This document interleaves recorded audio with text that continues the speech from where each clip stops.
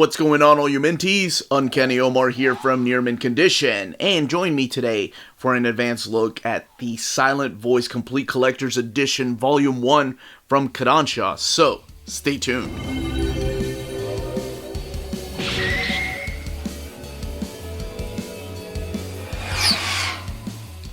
Delay after delay, but it is finally here, a Silent Voice, the Complete Collector's Edition Volume 1. And this is all by Yoshitoki Oima. Here's what the spine looks like. A Silent Voice, Complete Collector's Edition, Volume 1. The mangaka right there, and the Kodansha logo down at the bottom. And then the back of the book. And just kind of little reviews of what's in here. And it says the first half of the Silent Voice, 658 pages of the manga. However, there's some exclusive stuff that has never been published in English here.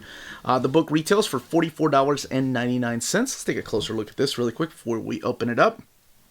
I'm not sure if you can tell. Yeah, it's all this splatter everywhere. It's kind of embossed, so it stands out. There we go. Making sure the light hits it. And that's only found on the front of the board. There is no dust jacket. And here are your two characters right there. I don't have the original tankobon to compare it to, but here it is compared to the size of a standard tankobon. This is one published by Dark Horse. So as you can see, it's so much taller and wider than this. So about, I think, 3.5 to 4 tankobons are collected in here. So let's go ahead and get this open and show off the artwork and talk a little bit about the story without going too much into spoilers. Alright, let's go ahead and get this hardcover open. You have some white end paper here. And then you have some color pages. A Silent Voice Collector's Edition Volume 1 by Yoshitoki Oima.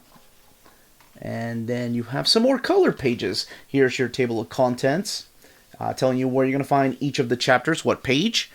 And then I think this is the most important thing before getting to talk about this particular book. But there is a notice here from the publisher. The manga contains depictions of bullying, ableism, physical and emotional abuse of children, and suicidal thoughts. And they kind of tell you if you're having any of these thoughts, here's a phone number that you can call. It's a suicide prevention line. And I think that's very important. And there are some dark subjects in this particular book, this particular story, that I'm not going to talk about in detail, just barely touch up on, especially when talking about the story of both of these characters. So, in here, you do get to meet the character of Shoya Ishida right here. He runs into this young lady right here when they're in high school. And this is Shoko Nishimiya. Now, he recognizes her because 6 years prior to this, they had been classmates in the 6th grade. So this starts off, I guess, in the not-so-distant future, 6 years from now when they're in high school. They're in the 12th grade. And then we have the flashback of how they met 6 years earlier.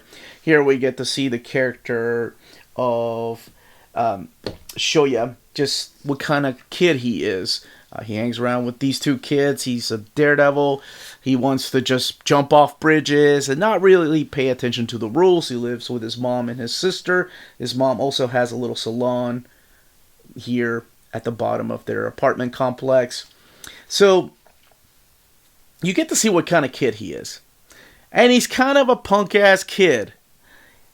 Because we've seen stories of bullies, but it's not really told from the bully's perspective. It's basically told from the people that are getting bullied. This kind of turns it around, and you get to know the bully before you get to know the victim. So you get to see this character. He jumps into the lakes. He gets dirty. He doesn't care about anything but video games and impressing his friends. He's kind of a jerk in school, and he is looking for pretty much the next thing that will make him feel happy about himself, or the next task to be a daredevil. His friends are kind of outgrowing this phase a little bit. You get small hints of them doing that. Like his friends up here going, no, I don't think I'm going to jump in because I got to go to cram school. And his shoes get stolen, gets beat up by the guy that stole his shoes' brother. But it all comes together when the school is introduced to this new transfer student. And this new transfer student is this sweet little girl. Oh my gosh. This is Shoko Nishimiya. She's a transfer student who was bullied at her previous school. They kept stealing her hearing aids. So she is deaf. So that is why she's holding up signs. I can't hear. My name is Shoko Nishimiya. It is nice to meet you. And that's how these two characters meet. This is in the 6th grade, and it's really difficult to find any redeemable qualities when it comes to the character of Shoya.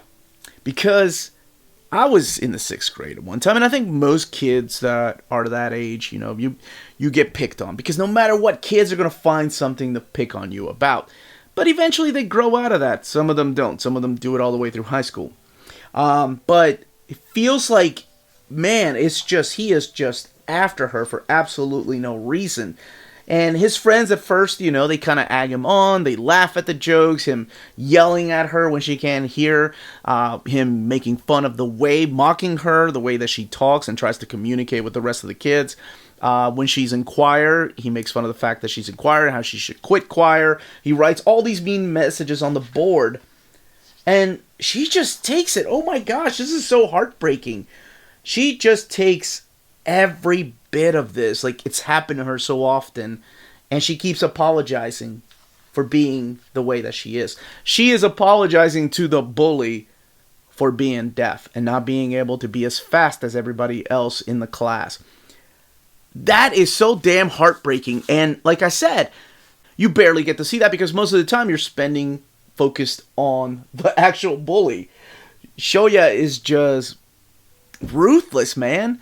Now, there are hints as to why he is the way that he is, but the more you read about it, the more you find out why he thinks the way he is. Now, this goes on the entire 6th grade. So, and this might be a little bit of a spoiler. I don't know. I really don't think so because the story mainly focuses on them. It's both of these characters and having to deal with each other. So, it gets so bad. So just in case, if you don't want to know anything about spoilers, just mute me. Look at the pretty pictures. Look at the binding and all that. But if you don't care about spoilers or have already read this or have been waiting for this hardcover or have seen the movie, then, hey, all right. That's what we're going to be talking about. So he does all of this through the 6th grade. He's horrible. He steals her hearing aids, costing her mom the equivalent of $17,000. Oh my God, I would be beating this kid's ass. Eventually, his friends, they're just like, whoa, man, you're crossing the line, dude. This has gone too far. And they stop laughing at his jokes. Slowly, within the chapters, you start seeing his friends just kind of back away from him just because he's pushing her too much. And she's just the sweetest thing. There is one time that I was so happy to see her just stand up for herself and smack the crap out of this kid. I love that. I wanted to see more of that. And unfortunately, we didn't get it. But sadly, she ends up transferring. Because she just got bullied. Her mom had spent so much money already on hearing aids. She wasn't making any friends. He made her life a living hell. The twist is that when she leaves, everybody starts picking on him and he becomes the target. His friends turn on him. They pick on him because he was such a piece of crap to this young girl. So it's like the bully has now become the victim. So you start, even then I did not want to like this kid. I was like, man, screw that kid. He gets what he deserves. But, forgiveness and all that. You get older and you learn to have a little more of that in your heart. Maybe. But, yeah, that's exactly what happens. It all turns around on him. And he just kind of makes himself exiled from everybody else. He stops talking to all his friends. He stops doing the same things they're doing. And he grows up. So then we fast forward 6 years later where he's in the 12th grade and he runs into her and he just wants to apologize. He's learned sign language. He wants her to know how sorry he was for all those things that he did. And that's what this is about. And that's all I'm going to say about it. We're going to flip through here a little bit more to look at more of the artwork without going into to spoilers. The other important thing to note about this, though, is that you're going to be seeing this on faces. You're going to be seeing the X's on faces. And there's an actual reason for that. As a matter of fact, like there's a shot here where all his old friends and classmates, they all have X's on their faces. Now that is explained later on as to why that's happening. It could be that that's the way that he portrays the world. That's the way that he is portraying his circle of friends these days. I think the explanation is wonderful. I'll be honest, I watched the movie with my wife and kids, and we watched it in 2 sittings. Like, we watched the first half and then the second half a couple days later. And I thought the movie was okay. I know that, like, my wife's students had really hyped it up, and we thought it was okay. It was a pretty movie. So when going into this, I kind of knew the plot. I kind of knew where it was going to go. But there are some differences here. I don't know what it was about this manga, but I couldn't put it down. I read it front to back in 1 sitting. I couldn't put this thing down. I thought it was beautifully drawn, beautifully crafted. The script was great. And the characters just hooked me. Even though I didn't like this kid at the beginning. I thought Shoya was a piece of crap. Little by little, he kind of won me over, and I started feeling sorry for him. And there are some dark things that go through his mind here. Hence the warning at the beginning. You start seeing him feeling like a loner and why he sees the world that way. Damn, it's heartbreaking. So that is a big warning. This will break your heart. And it's not the happiest of stories at first. It is really hard, especially, I have 2 daughters, especially the beginning, like seeing this kid just pick on this little girl, and the little girl is so cute and innocent and just full of love and forgiveness. And to see her just get trashed like that, it almost it almost made me want to close the damn book. But I mean, I knew where it was going to go because of the movie. Now, the additional pages in the back are the early sketch galleries. And you have character models here.